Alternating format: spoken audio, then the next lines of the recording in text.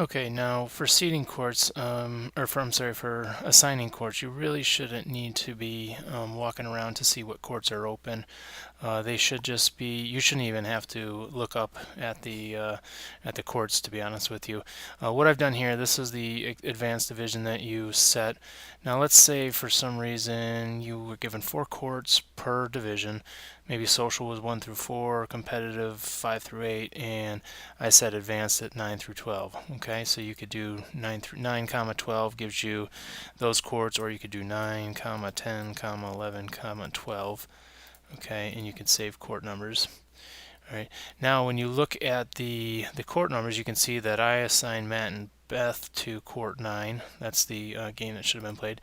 The next game up is Juan and Greg, and you can see 9 isn't available on the list because it's already assigned. So I can click on 10 here to assign those guys the court, and then they'll automatically push over into the in progress, and I can go to my next match, Andy and Nick, go to 11, and I don't even have to call these games out. They get text messages. Okay, they'll get a text message, say go to court 9, 10, 11, 12. Now, we did this on 80 courts with over 700 players in Florida, called out very few games. Only times we called out games, but probably just a handful of times when people didn't show up to their courts on time. But other than that, we called out over 2,000 games, without just through the use of text message. Now, Gilbert and Gilbert and Bill are up, but if I go to select court, there's no courts available. Okay, so to be honest with you, you could do this inside the courthouse and don't even have to be outside if you don't want to. You could do it from your home and have people call in their results. Okay, now Matt and Cassie finish. All right, I'll put save there. Okay, as soon as somebody comes up and tells me that they're finished, I come over here to Gilbert and Juan, and now court 9 is available in my drop-down list. I assign it, they get a text message, and now I've got 9, 10, 11, 12 all in motion, and then these are all the completed games.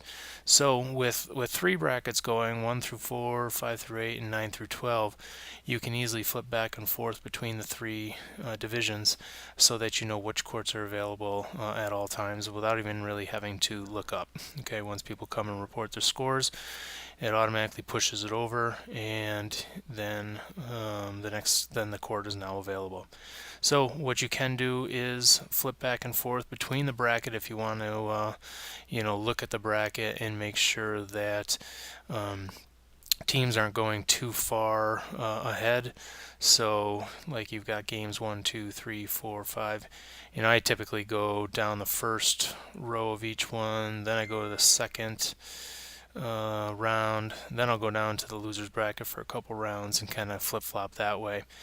So you may want to look at the bracket just to kind of gauge where you're at, but in reality you don't even need to use that view too much because the match numbers are right here as well. Okay, so you see match 25 down here. That's the second round.